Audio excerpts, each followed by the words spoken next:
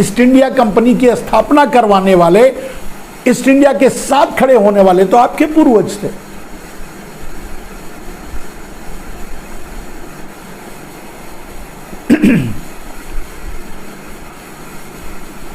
और उसी east India को, उसी ब्रिटिश सरकार को, उसी अंग्रेजों को भगाने के लिए क्विट इंडिया का नारा दिया गया था, जिनके साथ आपके पूर्वज खड़े थे, जिनकी दलाली आपके पूर्वज कर रहे थे, जिनकी मुखबिरी आपके पूर्वज कर रहे थे, या आपके आका कर रहे थे, या आपके आका वाली पार्टी कर रही थी, संगठन कर रहा था, यानी आरएसएस कर रहा था। यहां तक कि क्विट इंडिया का नारा देने वाले को ठोक भी दिया, यानी मार भी दिया, मार भी डाला, जीने भी नहीं दिया। गांधी को क्विट इंडिया की सबसे पहली लाइन में तो आप खड़े नजर आओगे, आपके लोग खड़े नजर आएंगे। और क्विट इंडिया की जरूरत कहां है? सारे भ्रष्टाचारी और चोर तो यूं ही भाग रहे अपने आप, नहीं माफ कीजिएगा, आप भगा रहे हो, वो भी माफ कीजिएगा, आप ले जाके बसा रहे हो, क्योंकि आपको 300 लाख करोड़ की जो हिस्सेदारी मिली है उसको दबा करके अंडरग्राउंड तरीके से भारत में भी लाना है। और भारत के एयरपोर्ट, पोर्ट, रेलवे, इंफ्रास्ट्रक्चर, बिजली, ये सब खरीदना भी है। अगर दूसरे के हाथों में है तो जबरदस्ती उसके यहाँ ईडी भेजकर, उसके यहाँ सीबीआई भेजकर, उसके यहाँ आईटी भेजकर, उसको धमका करके, उसको डरा करके, एक्सटॉर्शन करके गैंग की तरह आप सरकार चला रहे हो, और गैंग की तरह लोगों को डरा करके और गैंग की तरह उनको अपनी पार्टी में मिला रहे हो, गैंग की तरह उनको डरा करके। कंपनी वालों की बात कर रहा हूं, पार्टी को तो मिला ही रहे हो, नेताओं को तो मिला ही रहे हो, कंपनियों को भी डरा करके छीन ले रहे हो, अपने अडानी अंबानी को दिलवा दे रहे हो। उसके लिए आपके पास 3 रास्ते हैं, 4 रास्ते हैं। एक, आपके पास पैसा है जो ब्लैक मनी 300 लाख करोड़ से ज्यादा दबा करके आप विदेशों में बैठे हो। दूसरा, ईडी, सीबीआई और आईटी का दुरुपयोग करते हुए, प्रशासन और सिस्टम का दुरुपयोग करते हुए लोगों से डरा डरा कर उनकी कंपनियां छीन ले रहे हो, और अडानी को दे दे रहे हो, अंबानी को दे दे रहे हो, कुछ गुजराती चोरों को दे दे रहे हो। भ्रष्टाचारी कौन? तो मोदी जी क्विट इंडिया किसके लिए? किसको भगाओगे? हम तो अंग्रेजों को भगाने के लिए क्विट इंडिया का नारा दिए थे, जिसमें आप शामिल ही नहीं थे, माने आपके पूर्वज, आपके आका शामिल ही नहीं थे। आज अगर आप क्विट इंडिया का नारा दे रहे हो तो किसके लिए दे रहे हो भाई? जाओ, और अगर इस भारत में कोई नारा लगे तो क्विट इंडिया मोदी का नारा लगना चाहिए। मैंने तो आज लिखा है मोदी का क्विट इंडिया, मतलब आपका क्विट इंडिया, और उसकी व्याख्या मैं कर रहा हूं। लेकिन सही पूछिए तो इस देश में यह नारा लगना चाहिए कि क्विट इंडिया मोदी। आपका इस देश से जाना जरूरी है, कम से कम इस सिस्टम से ही चले जाइए, इस पद से ही चले जाइए। जाने को, इतने भ्रष्टाचार करने के बाद जाने को कौन कहे? जबरदस्ती अपने आप को फिर से प्रधानमंत्री घोषित कर देते हो। मान न मान मैं तेरा मेहमान। कमाल है, भारतीय जनता पार्टी ने आपको बना ही दिया है क्या? न जाने कितनों के अंदर मिर्ची घुस गई है, और कितने आपकी जड़ काटने, आरएसएस सहित मैं बोल रहा हूं, भाजपा के बहुत से सांसद, विधायक, आपकी पार्टी के लोग आपको पलीता लगाने में लगे हुए हैं। और आज जो हार का मुंह आपको देखना पड़ा है, राहुल गांधी फिर से संसद पहुंचे हैं, इसके पीछे वही लोग हैं जिनको आप बंधुआ मजदूर समझते हो, जिनके ऊपर आपने अपने आप को थोप दिया अपने मुंह से कि मैं अगला प्रधानमंत्री बनूंगा। वो लोग पलीता लगाने में लगे हुए हैं। आरएसएस सहित पूर्णेश मोदी उसी की का एक हिस्सा हैं। आपको भले लगता होगा कि पूर्णेश मोदी आपके कहने पर यह केस किया, आपके फायदे के लिए। आप गलत हो नरेंद्र मोदी जी। अगर पढ़े लिखे होते तो शायद ये बात समझ जाते। आपके साथ गेम हो गया है। पूर्णेश मोदी को आरएसएस ने आगे बढ़ाया। पूर्णेश मोदी से आरएसएस ने केस को रिवोक करवाया, फिर से स्टे हटवाया, इतनी दूर लाया, और इन सारे प्रकरण में आपकी बखिया उधेड़ी गई, जिसकी चर्चा आप कर चुके हो कि मेरी छवि खराब करने के लिए कुछ लोग लगे हैं। तब भी मैंने बताया था कि आरएसएस आपके पीछे पड़ा हुआ है। आरएसएस आपको नहीं चाहता, क्योंकि आपने आरएसएस को भी ठगा है, जैसे भारत स्वाभिमान को ठगा था रामदेव वाले, कान्या रामदेव वाले। रामदेव की बपौती नहीं थी भारत स्वाभिमान। भारत स्वाभिमान एक संगठन था जिसके लिए हम जैसे लोग अपनी जान लगा दिए थे आगे लाने के लिए और लड़ने के लिए, लेकिन उनको भी आप ठगा था। उसी तरह आरएसएस को भी आप ठगा। तो आरएसएस को भी पता चल चुका है कि आप अब प्रधानमंत्री नहीं बनने वाले हो। आरएसएस को आगे भी बढ़ना है, अपने आप को बचाए रखना है, इसलिए आरएसएस कांग्रेस का साथ दे रही है। आरएसएस कांग्रेस का साथ दे रही है, इसीलिए उसने पूर्णेश मोदी को आगे कर दिया। इसीलिए इतने दिनों तक आपकी बदनामी होती रही।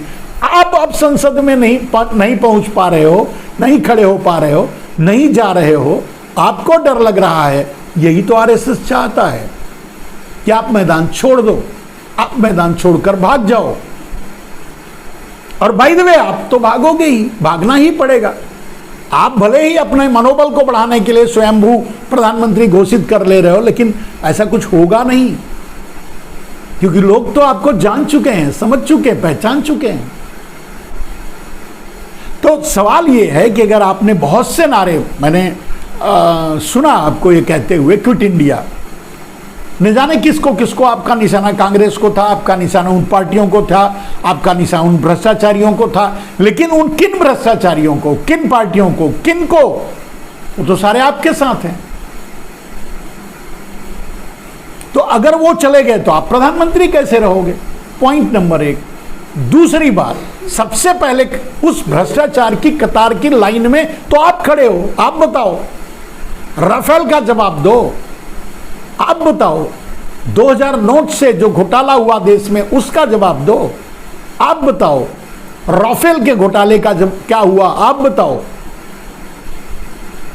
300 लाख करोड़ का क्या हुआ, जो सुप्रीम कोर्ट में बरगला करके पूरे देश को धोखा दिए, भारत स्वाभिमान को धोखा दिए, काले धन को राष्ट्रीय संपत्ति घोषित करके देश में ला करके 15-20 लाख देने वाले थे, उसको धोखा दिए, जिनको आशा जगाई उसको जुमला साबित कर दिए। ये सारे धोखे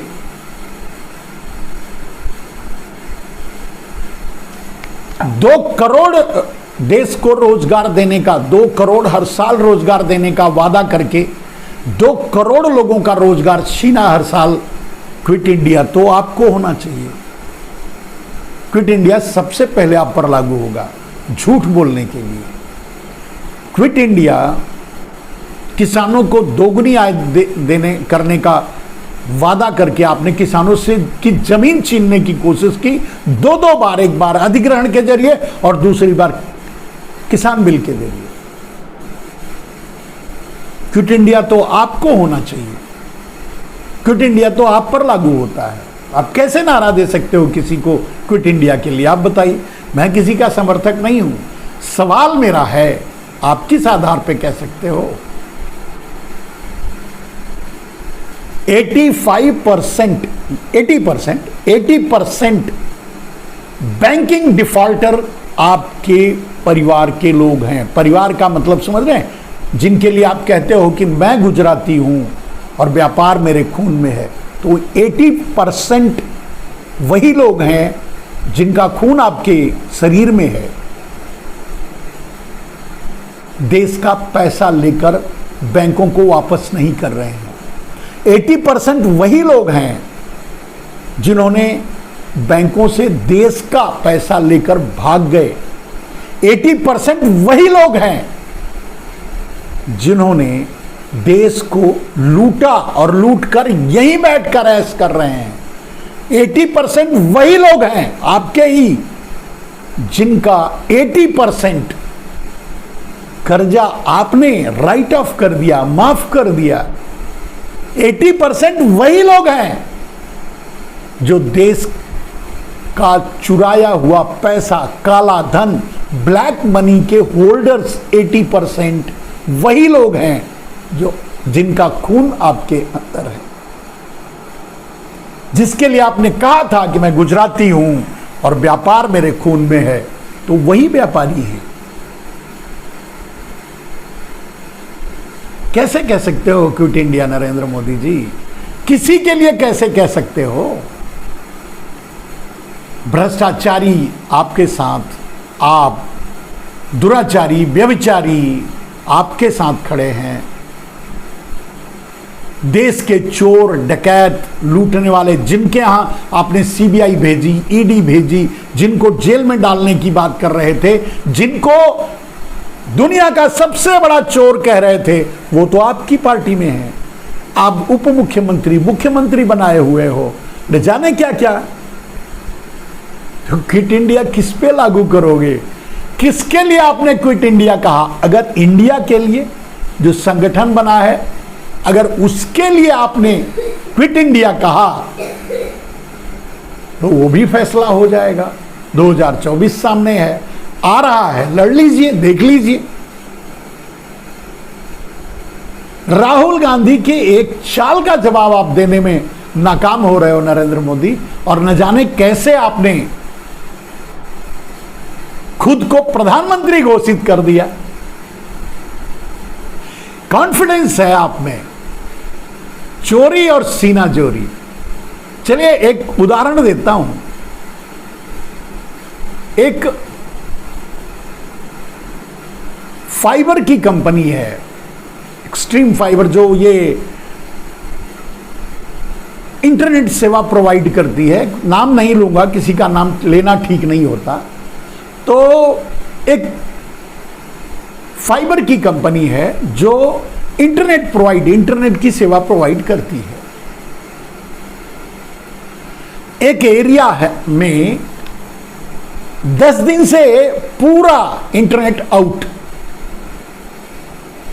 सबका कट गया, और सभी कंप्लेन करके करके करके परेशान हैं। कोई सुनवाई नहीं। उनके हेल्पलाइन पे कॉल कर लो, मैसेज कर लो, चैट कर लो, कोई सुनवाई नहीं। इंटरनेट नहीं आ रहा है। कंपनी बहुत बड़ी कंपनी है, उसका जवाब भी नहीं आ रहा है। लोग परेशान हैं, लोग देख रहे हैं कहीं से आ जाए, फिर वो ऑप्शन ढूंढते हैं कोई और आ जाए, कोई और ऑप्शन भी नहीं मिलता, क्योंकि वो आपकी देन है कि सारे ऑप्शन बंद कर दिए। एक चोर को आपने मैदान में उतार दिया। यहां तक कि सरकारी कंपनी बीएसएनएल भी बंद करवा दिया। बीएसएनएल का नाम इसलिए ले रहा हूं कि वो सरकारी है, गैर सरकारी का नाम नहीं ले रहा हूं। आप तो प्रचार करते हो, मैं आप हूं नहीं। तो अब प्रश्न वो नहीं, प्रश्न ये है कि 10 दिन से तो इंटरनेट मतलब बंद है, लोग परेशान हैं, लोग गुस्से में हैं, लोग ढूंढ रहे हैं, लोग कंप्लेन कर रहे हैं, और उसका मार्केटिंग मैनेजर है आपकी तरह मोदी जी। उसका मार्केटिंग मैनेजर आ गया, क्षेत्र में आ गया। अब हर दुकान पर जाकर के पंपलेट देकर कह रहा है कि देखिए ये सेवा बढ़िया है, इतने में आपको मिलेगा और आप लगवा लीजिए, हमारी कंपनी का इंटरनेट आप लगवा लीजिए। मोदी जी, आप ये देखकर, उस आदमी को देखकर, उसने जो कहा देखकर आपकी याद आ गई, और मैंने उसको सलाह दी कि भाई तू मोदी की तरह इतना कॉन्फिडेंस कैसे तेरे अंदर आ गया? कहीं तू भी पहले चाय तो नहीं बेचता था? कहीं तू भी? खैर, उसको मैंने समझा दिया कि निकल ले यहां से, इस क्षेत्र से, इस एरिया से। कम से कम अभी इंटरनेट आने के बाद प्रचार करेगा तब तो बात सही है।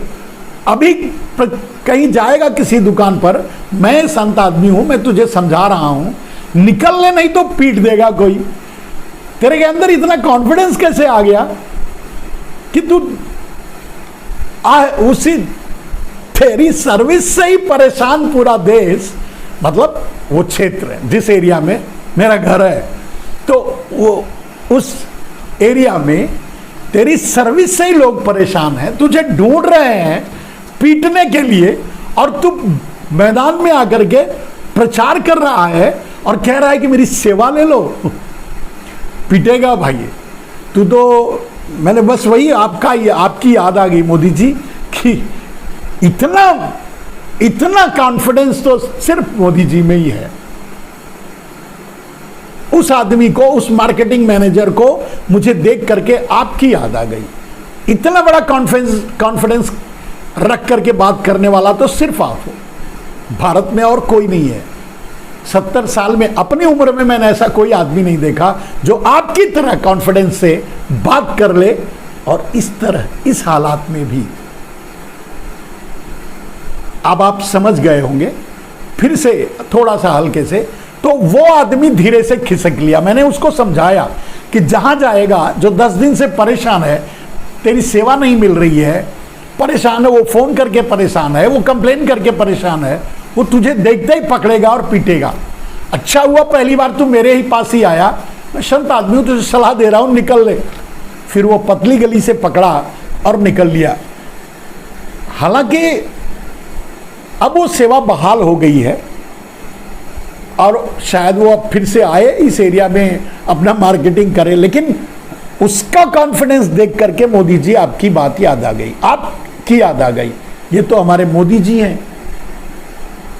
लोगों का रोजगार छीन लिया, लोगों को बेरोजगार कर दिया, महंगाई से लोगों की कमर तोड़ दी, पेट्रोल डीजल का खूंटा ठोक दिया, पता नहीं क्या क्या कर दिया, किसानों को धोखा दे दिया, किसानों की आय दोगुनी करने की बात कह के उनकी जमीनें छीन लिया, छीनने की कोशिश की, थोड़ा बहुत छीना भी, और अब छीन ही लोगे आज नहीं तो कल।